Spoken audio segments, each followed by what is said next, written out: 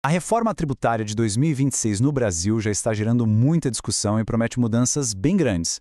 Hoje a gente vai mergulhar fundo na análise de um advogado especialista que traz um alerta bem forte, apontando para um alvo que talvez não esteja no radar de todo mundo. Vamos desconstruir a lógica por trás desse argumento. E tudo começa com esta frase dita pelo advogado: é direta, é forte. O governo não está atacando os super ricos. O governo está atacando exatamente você. É uma afirmação que já coloca um tom de urgência e personaliza a questão, e é o fio condutor de toda a análise que vamos explorar. Bom, o nosso papel aqui é o seguinte: vamos pegar esse argumento e desmontar peça por peça. O objetivo é entender, de forma bem neutra, a linha de raciocínio, os pontos levantados e como se chega a essa conclusão tão impactante. Então, o primeiro pilar desse argumento é tentar identificar o verdadeiro alvo financeiro da reforma. Segundo a fonte, para entender o que está por vir, a primeira pergunta a ser respondida é: de quem o governo pretende arrecadar mais? De acordo com o raciocínio apresentado, o governo teria 3 grandes grupos de onde poderia tirar mais dinheiro. Primeiro, a população de baixa renda, que, convenhamos, já tem poucos recursos. Segundo, os bilionários, que, segundo a análise, têm estruturas complexas para se proteger. E, por fim, a classe média produtiva. Com esses 3 grupos em mente, a análise levanta uma questão bem direta. Se os mais pobres não têm de onde tirar e os mais ricos têm como se defender, para quem então sobraria a conta? E a resposta, segundo o advogado, é muito clara: a classe média produtiva. Aquele grupo que inclui profissionais liberais, pessoas que investiram em imóveis para ter uma renda extra e donos de pequenos e médios negócios. A tese é que o peso da nova tributação vai recair em cheio sobre essas pessoas. Certo. Mas como isso aconteceria na prática? O argumento é todo estruturado em 4 mecanismos, que a fonte chama de 4 ataques, detalhando como o patrimônio desse grupo seria atingido. Então, são 4 frentes. As 2 primeiras são mais focadas em pequenos e médios empresários, mexendo no lucro presumido e na distribuição de lucros. Mas a análise alega que os 2 últimos pontos, o imposto sobre aluguéis e o imposto sobre herança, a esses sim seriam os mais devastadores e com um alcance muito maior. É a partir daqui que o argumento fica mais intenso, focando nessas 2 áreas. Vamos ver os detalhes de cada uma, começando pela renda de aluguéis, que é algo que afeta muita gente.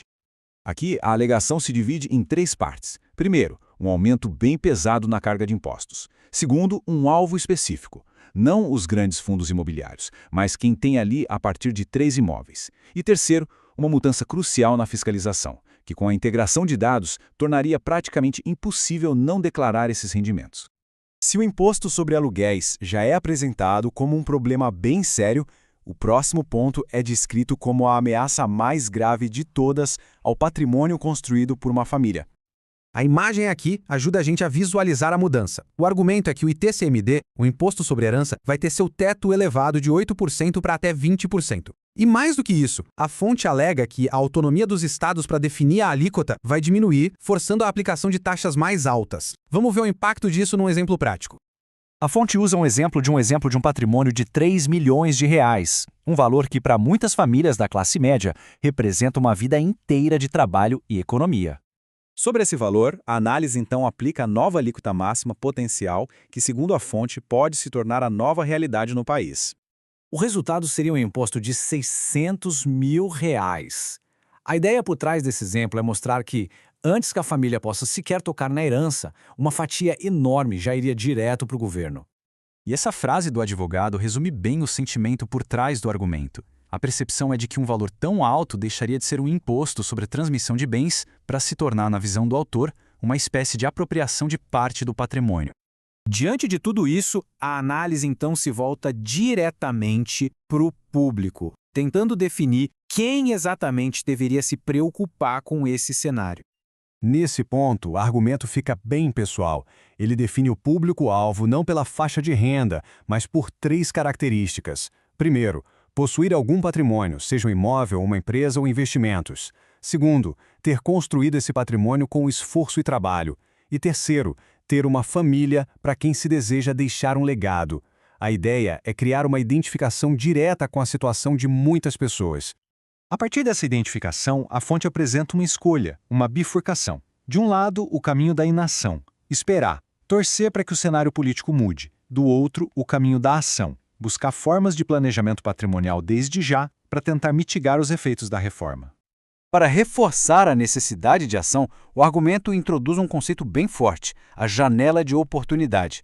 A alegação é que agir agora, antes de meados de 2027, teria um custo muito menor. Depois que essa janela se fechar, com as novas regras em vigor, o custo para proteger o mesmo patrimônio poderia quadruplicar ou até mais. Então, o ponto crucial de todo o argumento é a urgência. A mensagem central é que o tempo para tomar decisões estratégicas está se esgotando e que a inação pode ter um custo financeiro muito, mas muito alto no futuro próximo.